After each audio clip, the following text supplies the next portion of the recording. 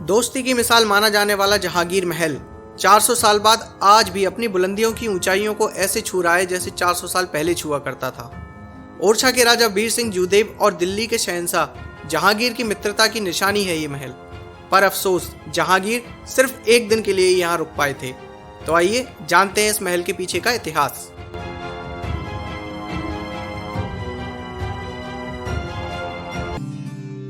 जहांगीर महल जब आप आएंगे तो यहाँ एंट्री आपको आगे से नहीं बल्कि पीछे की तरफ से मिलेगी। जहांगीर महल के पीछे की तरफ का एक हिस्सा जो कि शीश महल कहलाता था, अब उसे मध्य प्रदेश प्रशासन द्वारा होटल में कन्वर्ट कर दिया गया है। ये है शीश महल जिसे शीशे की कारीगरी से बनाया गया था।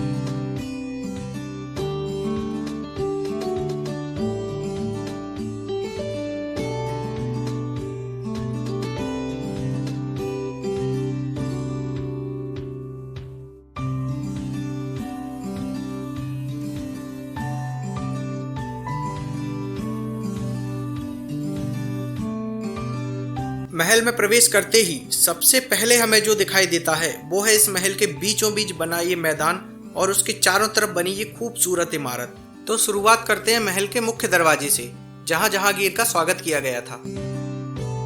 ये है महल का मुख्य द्वार, जहां से जहांगीर ने महल में प्रवेश किया था। लाल बलुआ पत्थर और खूबसूरत जालियों से सुसज्जित ये महल आज भी उतना ही खूबसूरत लगता है जितना कि 400 साल पहले लगता था।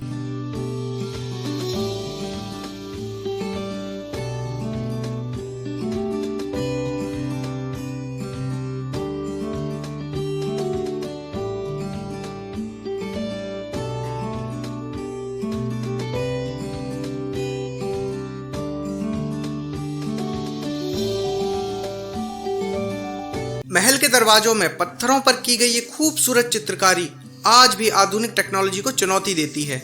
जो चित्रकारी उस समय केवल हाथों से संभव थी, वो चित्रकारी आज के समय में मशीनों द्वारा भी मुश्किल से ही हो पाती है।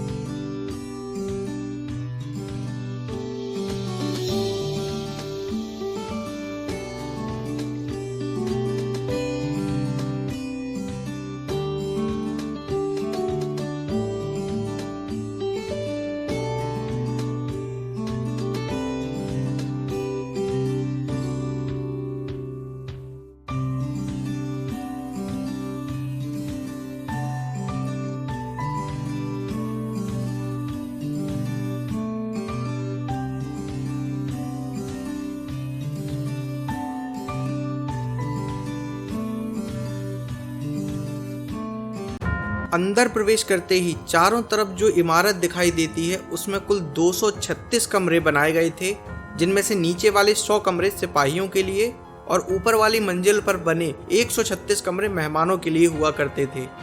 मैदान के बीचों बीच ये जो हिस्सा आप देख रहे हैं, उस समय ये फाउंटेन यानी कि फव्वारा हुआ करता था।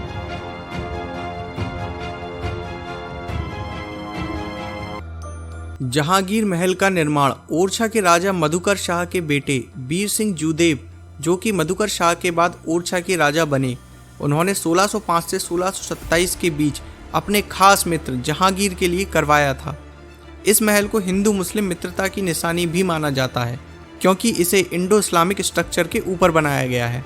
इस महल की जो गुंबज है वो कुछ मस्जिद के शेप की है और कुछ मंदिर के शेप की है।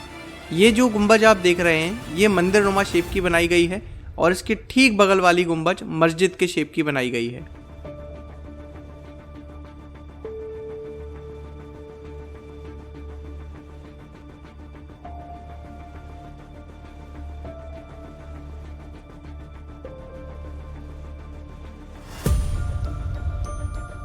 अब बात आती है कि राजा वीर सिंह जूदेव ने ये महल जहांगीर के लिए क्यों बनवाया। तो बात उस समय की है जब अकबर दक्कन की तरफ अपना शासन कर रहे थे। तब उनके खास और अकबर के नवरत्नों में से एक अबुल फजल दक्कन की ओर से आगरा और दिल्ली की तरफ जा रहे थे। तब अकबर ने उनसे कहा कि ओरछा भी जाओ और इसे भी अपने अधीन ले लो। और इस बात की खबर जहांगीर ने वीर सिंह जूदेव को दे दी थी, क्योंकि उस समय अकबर और जहांगीर की आपस में बिल्कुल नहीं बनती थी, क्योंकि जहांगीर को लगता था कि अबुल फजल उनके खिलाफ अकबर के कान भर रहे हैं और अकबर की मृत्यु के बाद राजगद्दी जहांगीर को नहीं मिलेगी।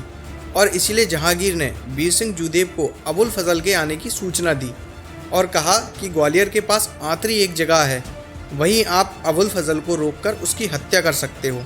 और वीर सिंह जूदेव ने बिल्कुल ऐसा ही किया।